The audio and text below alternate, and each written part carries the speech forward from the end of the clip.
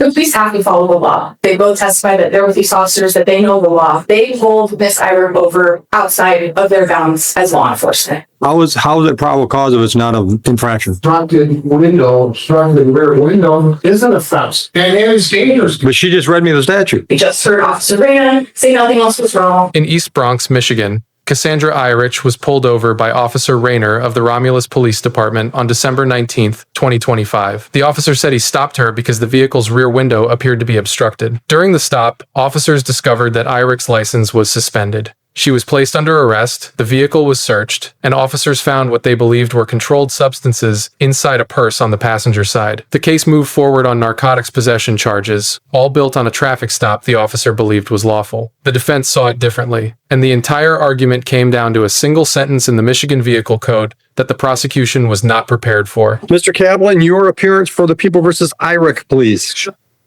Ms. Bridgeway?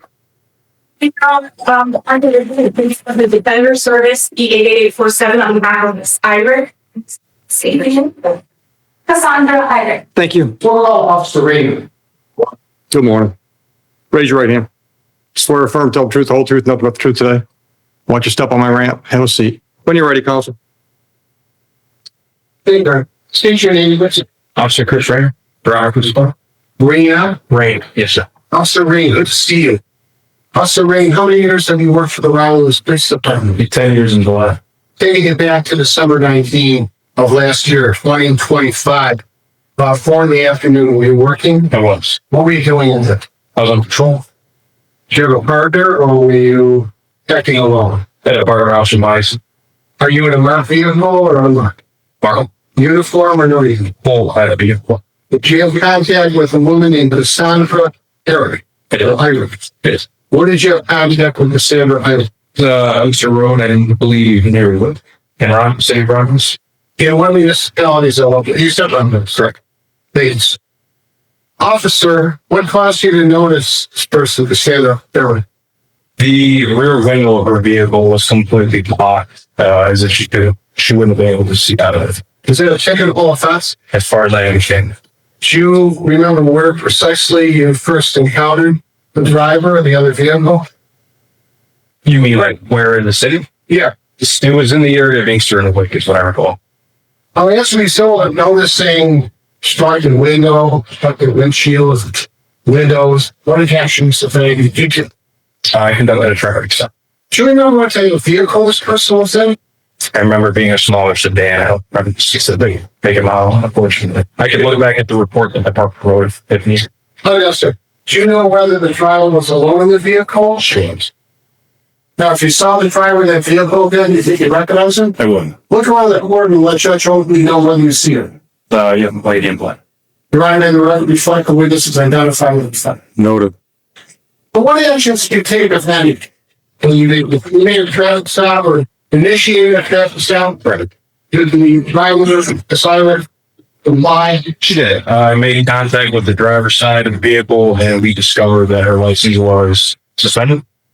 What did you do when you learned the young lady's license had been suspended? So with our policy and procedure, it's an arrestable offense. I got her out of the vehicle, placed her in handcuffs, and walked her to the back of the patrol vehicle. And her conducting a search on her person. Did you conduct a search on her person?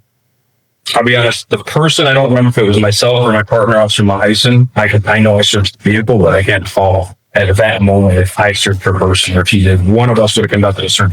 I'm sorry, any contraband found? Not on the clips. Did you find any kind? I did. Where did you locate contraband? It was inside of a purse, which had a couple of plastic baggies in it. It was on the passenger side of the vehicle. Any other women in the car or standing in the car? No. Defendant offered any explanation? Gonna have a ball stopping there. Officer, what happens when you confiscate what might be controlled substances? We collect it, we hold it with us until we take it to the station. We kind of do what we call processing the evidence. So we secure it, generally a manila envelope or a plastic bag, and we secure it with property tape. Put it in a drop box with what's called an MSP lab sheet, which is just us asking the Michigan State Police to do an analysis of what we believe is narcotics. And then Defendant never stated that she had a valid prescription for the controlled substance. Not that I recall. So what evidence goes to relate to this defendant? Shall we arrest for possession of narcotics? Hey, Dr. Johnson. Cross, Misread, right? Officer Rena, you were driving, right? Yes, ma'am. So you're the one who pulled over your stopped cars. That's true. And you did that because of the allegedly obstructed rear window of this Ford Focus. True. You didn't really notice anything else about this car, right? True. It had all its mirrors, As far as I know, yes, ma'am. and it was operating fine. Good. I have no questions. No interrupt. You can step down. Watch your step, Chris. Your Honor, people arrest. Any defense witnesses? No, Ready for argument. Any fees, and thousands of times across the United States per day, maybe on Saturday and Sunday. You have police officers on patrol and marked vehicle check. They observe a car with obstructed view for the driver. They initiate a traffic stop. In doing so, they learn that the defendant has a suspended license. And as you know, Judge, that's an arrestable offense. They arrested her. They search her instead of the arrest. And it's unclear as to who did what. Collectively, the two of them confiscated the drugs, and you know that they followed procedure. You heard from all of them as criminality to control substance. We would see the binoculars charge. Counsel. Your Honor, this case was a violation of Miss Irich's Fourth Amendment rights, and she's pulled over for this alleged infraction. MCL 257.709 clearly states that a person shall not drive a motor vehicle if driver visibility through the rear window is obstructed unless the vehicle is equipped with two mirrors, one on each side. So the only way that they could have had probable cause to pull over Miss Irish on this day is if her vehicle was obstructed and she was missing one of her two side mirrors. We just heard Officer Rena say nothing else was wrong with the vehicle. There was no probable cause to stop the car. That is from Brandon versus the United States. That is established law. There was no probable cause to impede a traffic violation. Mr. Kaplan, argument.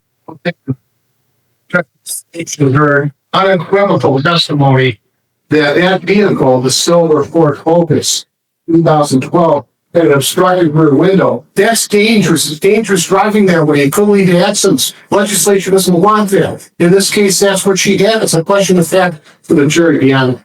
Essentially, the police have to follow the law. They both testify that they're police officers, that they know the law.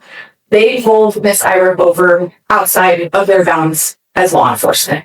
Okay, I understand seeing something obstructed and thinking, oh, maybe she can't see, but unless you have probable cause to pull somebody over for a traffic infraction, you cannot do that. And from this infraction, Miss Irish was arrested, a search was conducted. That is all for the police history in this case. Thank you. How is it probable cause if it's not a infraction? Obstructed window, obstructed rear window is an offense. And it is dangerous. But she just read me the statute. And it said that the obstructed window is only an infraction if she doesn't have side mirrors. You have to be very evidence about it. I did. She asked him if he noticed anything else about the car. Did it have its mirrors? And he said, as far as I know. We took the position that had he not stopped that vehicle, could have been a very serious accident. Could have been. But I drive an F-150 with a cap on the back, and I can't see spit out of my window other than headlights at night. Dismissed. Good police work doesn't always end up with convictions. Hey, Boy, you don't get many of those like you just had. That just straight up. Yeah, but I mean, you just don't get too many of those. Just that straight up bad. I mean, they thought they had a good reason. Yeah. No, she did the research on it. No, as soon as he started saying the reason for the stop, I'm like, wait a minute, I can't see out of my back window unless there's headlights behind me. Yeah. Under Michigan compiled law, section 257.709, an obstructed rear window is only a traffic violation when the vehicle does not have two functioning side mirrors. If both mirrors are present, one on each side, the driver has sufficient rear visibility and no traffic violation has occurred. That single provision dismantled the entire case. Without a lawful stop, there was no lawful arrest. And without a lawful arrest, there was no lawful search. That meant the suspected controlled substances found inside the purse could not be used as evidence, regardless of what they turned out to be. This is known as the fruit of the poisonous tree doctrine. Evidence obtained through an unlawful stop or arrest does not become admissible simply because the evidence itself is real. The government must follow the law and proper procedure before it can use that evidence in court. If you think the officer had enough to justify the stop, drop your verdict in the comments and subscribe for more cases like this one.